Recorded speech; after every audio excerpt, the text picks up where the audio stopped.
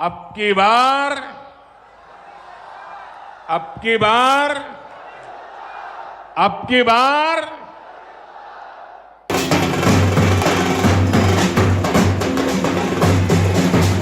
NDA സഖ്യം 400 seat കടക്കുമെന്ന exit poll പ്രവചനങ്ങൾ തകർന്നടിയുന്ന കാഴ്ചയാണ് ലോക്സഭാ തെരഞ്ഞെടുപ്പ് ഫലത്തിൽ കണ്ടത്.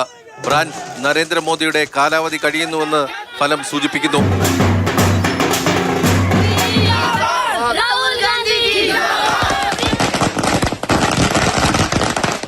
ഉത്തർപ്രദേശിൽ അയോധ്യ ഉൾപ്പെടുന്ന ഫൈസാബാദ് അടക്കം 25ലധികം മണ്ഡലങ്ങൾ നഷ്ടപ്പെട്ടതാണ് BJPയുടെ കണക്കുകൂട്ടലുകൾ തെറ്റിച്ചത്.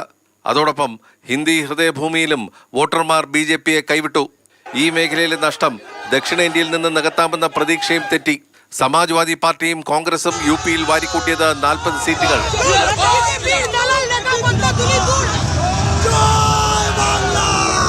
പശ്ചിമ ബംഗാളിൽ മമതാ ബാനർജിയുടെ അതിശക്തമായ പ്രതിരോധം BJPക്ക് മറികടക്കാനായില്ല. ശരത് പവാറിന്റെ ചാണക്യ തന്ത്രങ്ങളിൽ മഹാരാഷ്ട്രയിൽ BJP കൂപ്പുകുത്തി. രാജസ്ഥാനിൽ നിയമസഭാ തെരഞ്ഞെടുപ്പിലെ തോൽവിയിൽ നിന്നും ഉയർത്തെഴുന്നേറ്റ കോൺഗ്രസ് BJPയെ പിടിച്ചുകെട്ടി. ജാതി സമവാക്യങ്ങൾ മറികടന്ന് കഴിഞ്ഞ 2 ലോക്സഭാ തെരഞ്ഞെടുപ്പിലും ഉണ്ടായിരുന്ന ഹിന്ദു വോട്ടുകളുടെ ധ്രുവീകരണം ഇത്തവണ ഉണ്ടായില്ല.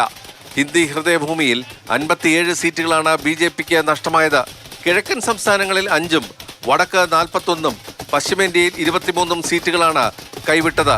വോട്ട് ശതമാനം BJP നിലനിർത്തിയെങ്കിലും അത് സീറ്റായി മാറിയില്ലെന്ന് കണക്കുകൾ സൂചിപ്പിക്കുന്നു. ബീഹാറും ആന്ധ്രാപ്രദേശും ഒഡീഷയുമാണ് BJPക്കൊപ്പം നിന്നത്. അതേസമയം NDAയിൽ ഉറച്ചു നിൽക്കുമെന്ന് JDU നേതാവും ബീഹാർ മുഖ്യമന്ത്രിയുമായ നിതീഷ് കുമാറും തെലുഗുദേശം നേതാവ് ചന്ദ്രബാബു നായിഡുവും വ്യക്തമാക്കി.